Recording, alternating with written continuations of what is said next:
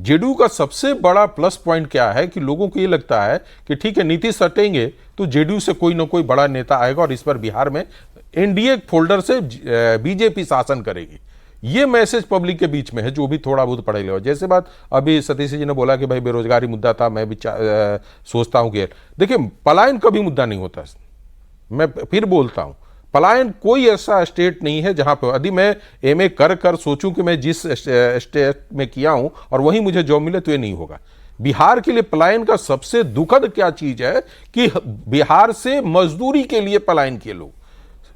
पंजाब तो पूरी तरह से खाली हो गया है पलायन को लेके, लेकिन क्या किया, कनाडा में जाके बिजनेस अलग है। हाँ, गुजरात के लोग कहां गए, बाहर गए, बिजनेस खड़ा किए।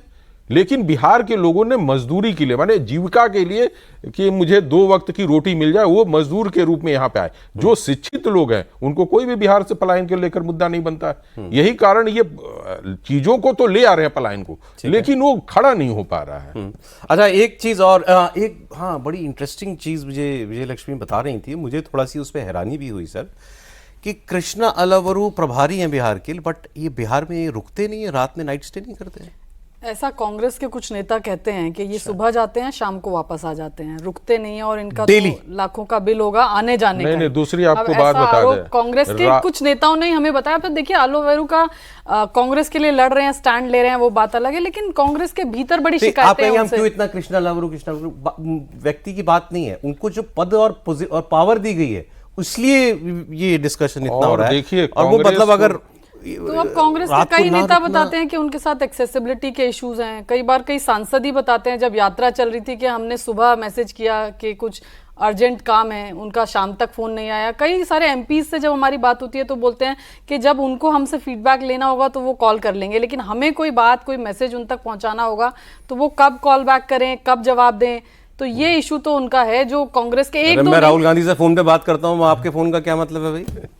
यही मामला हुआ ना। हाँ, ये एक्सेसिबिलिटी, मेरी डायरेक्ट लाइन राहुल गांधी से है। और कांग्रेस के लोगों के बीच में बात करेंगे तो जो कांग्रेस का वामपंथीकरण हुआ है, लोग मानते हैं कि इन्होंने ही किया है पूरी तरह से। कांग्रेस के अब आप मेरी नजरों में कृष्णा अलवरू को बड़ा बनाते जा रहे हैं। नहीं, वो बड़ा बने या ना बने, कांग्रेस को बहुत छोटा से जोड़ दिया। अब आप कह रहे हैं वामपंथीकरण ये करा रहे हैं। कुमार पे भी वो आरोप लोग लगाते हैं कि एनएसयूआई का पूरा वामपंथीकरण वो करते जा रहे हैं धीरे-धीरे।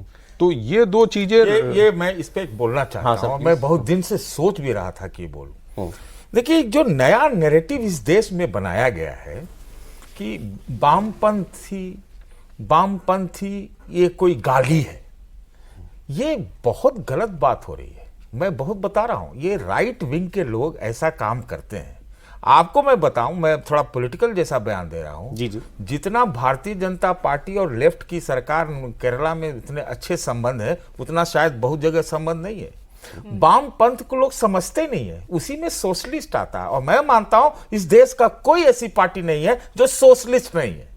तो उसमें सभी सोशलिस्ट आजकल तो सोशलिस्ट है ना। देखिए, जो सोशलिस्ट भी है आजकल नैरेटिव में उसको भी वामपंथी बना दिया गया। एक अल्ट्रा लेफ्ट होता है, सुनिए, एक अल्ट्रा लेफ्ट होता है, एक लेफ्टिस्ट होता है। उसके बीचे जो चीजें होती है उसमें डेमोक्रेटिक सोशलिस्ट, सेंट्रल मतलब सोशल डेमोक्रेसी, जो सोशलिस्ट हुए, जो वेलफेयरिस्ट हुए, लोग इसको भुला दे रहे हैं। ये गलत है, ये बहुत गलत। आप बिल्कुल ठीक कह रहे हैं सर। जब आपके देश में भाई एक लेफ्ट की इलेक्टेड गवर्नमेंट हो तो फिर वो गाली तो नहीं हो सकती, नहीं होनी भी नहीं चाहिए। इसके जिम्मेदार दोनों तरफ के लोग होंगे सर, लेफ्ट के लोग भी हैं।